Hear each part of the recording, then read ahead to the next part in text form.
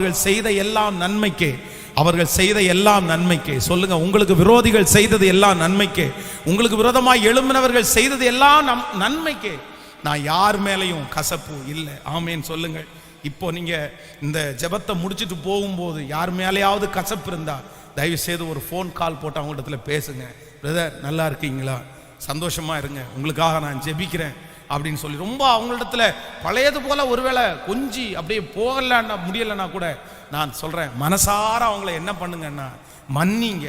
அந்த மனசுக்குள்ள இருக்கிற அழுக்கை எடுத்து போட்டுருங்க, அந்த கசப்பை எடுத்து போட்டுருங்க. ஆண்டவர் உங்க மேல பிரியப்படுகிற கர்த்தரா இருக்கிறார். கைகளை உயர்த்தி ஒரு ஹல்லேலூயா சொல்லுங்கள். ஈசாக்கை பகைத்தவர்கள் வெறுத்தவர்கள் அவனிடத்தில் வரும்போது வேதம் சொல்லுகிறது, ஈசாக்கு எல்லாருக்காகவும் விருந்து பண்ணினானாம். ஆமேன். உங்களாலே முடியுமானால் வருகிற ஈஸ்டருக்கு உங்களுடைய விரோதிகளை வீட்டிலே அழைத்து ஒரு விருந்தை அவர்களுக்கு கொடுங்கள். நல்லா நீங்க சாப்பிட்ற அந்த சிக்கன், நீங்க சாப்பிட்ற அந்த மட்டன்ல அவங்களும் கொஞ்சம் தின்னுட்டு இன்னும் கொஞ்சம் சபிக்கட்டும், உங்களுக்கு பிரச்சனையே வராது. ஆமேன்னு சொல்லுவோம். எத்தனை பேர் ஆமோதிக்கிறீர்கள்?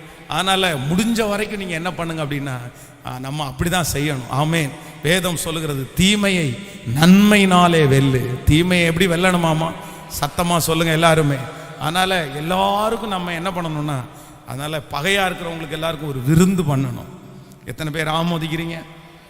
ஒன்று பார்க்கறதே ஒரு மாதிரி இருக்குதே, என்ன பாஸ்டர் அப்படின்னு. இல்லை, அதுதான் ஒரு பெரிய பிளெஸ்ஸிங். ஆமேன்னு சொல்லுங்க எல்லாருக்கும். அப்படி நீங்க கொடுத்து பாருங்க, அதுக்கப்புறம் ஆண்டவர் உங்களை நடத்துறத, அதுக்கப்புறம் கர்த்தர் வேதம் சொல்லுது, அடுத்து உடனே ஈசாக்குனுடைய வேலைக்காரர்கள் வந்து என்ன சொல்றாங்கன்னா, துறவை வெட்டினோம், தண்ணீரை கண்டோம் அப்படின்னு சொல்றாங்க. ஆமேன்.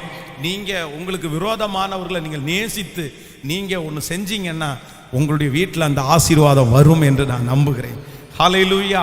நம்பர் 2, இரண்டாவதாக ஆண்டவர் சிலுவையிலே பேசின இரண்டாவது வார்த்தையை வாசிக்க போகிறோம். லூக்கா எழுதின சுவிசேஷம் 23ஆம் அதிகாரத்தை நம்ம எடுத்துக்கொள்ளலாம். லூக்கா எழுதின சுவிசேஷம் 23ஆம் அதிகாரத்திலே 42வது வசனத்திலிருந்து நம்ம வாசிக்க போகிறோம்.